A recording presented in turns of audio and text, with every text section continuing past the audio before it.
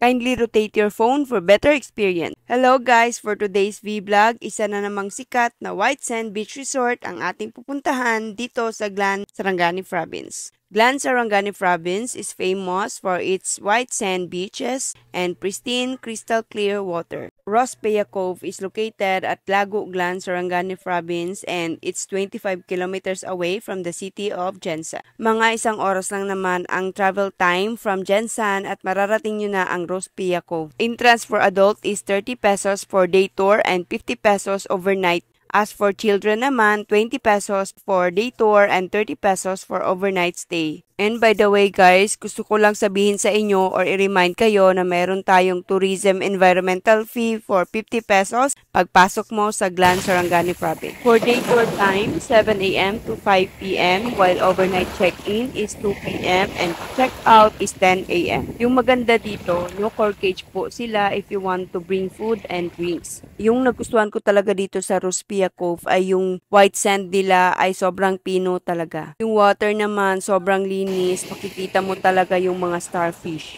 At yung mga puno malapit sa dalampasigan, super na-appreciate ko sila. Ang sarap kasing tumambay sa ilalim ng puno habang nakikita mo, naliligo at nag-i-enjoy yung pamilya mo. This is the kind of place or beach resort na gustong-gusto kong balik-balikan dahil bukod sa crystal clear water, white sand, isa talaga sa dahilan yung mga puno malapit sa dalampasigan. As for cottages naman, meron silang regular cottage, medium cottage at long cottage. Magkakaiba rin ang prices ng cottages nila for day tour at overnight stay. Open regular cottage that is good for 8 to 10 person. For daytime, 700 pesos lang. And for overnight stay, 1,000. Medium size open cottage that is good for 10 to 15 persons. For daytime rate, 1,000.